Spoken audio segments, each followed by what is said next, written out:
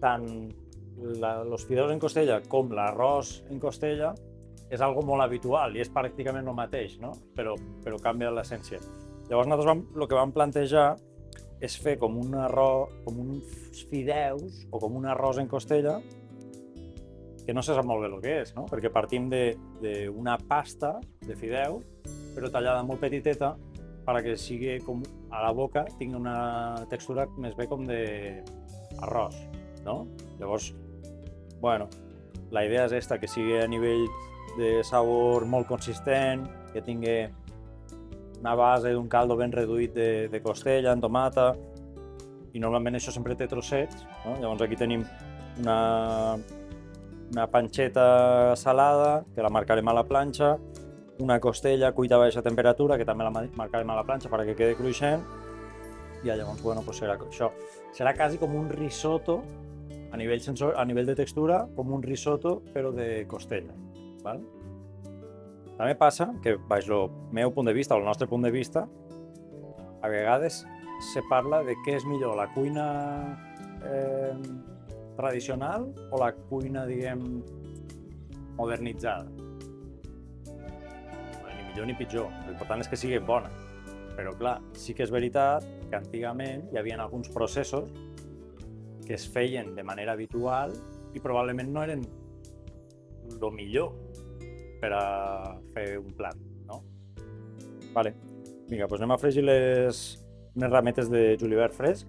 Vale? Sempre és molt habitual ficar una rameta de julivert en algunes elaboracions, però crec que sempre ha sigut una cosa més estètica que acompanya, i en aquest cas si la fregim ens ajudarà estèticament, però després quedarà cruixent com si fos una chip de patata, un acompanyament que realment se pot consumir. La costella és una costella de porc cuita a baixa temperatura, desossada, perquè quede molt melosa, i ara la marcarem a la planxa o a la paella perquè quede sellada pels costats, cruixent i dintre molt melosa. Vale?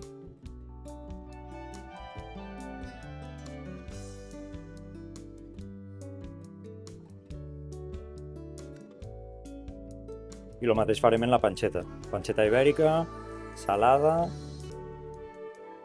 que volem que reduïsca, que quede ben cruixent.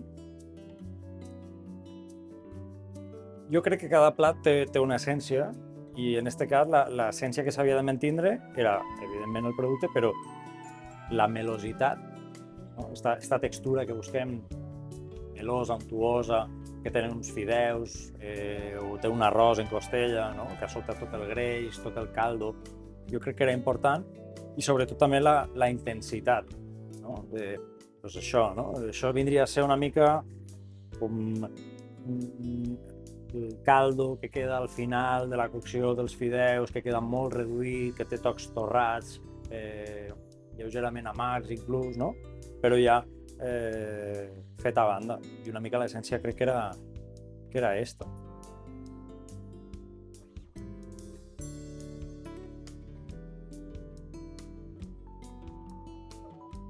Pues ara el que anem a fer és esta salsa reduïda de carn, en la meitat del seu pes en salsa de tomaca, a calentar.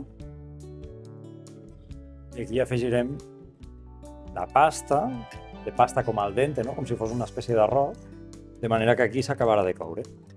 Ens queda l'untuositat que tindríem realment en uns fideus o en un arròs ben cremós, on s'ha lligat bé tot el greix de la costella, en el caldo, que queda aquesta consistència.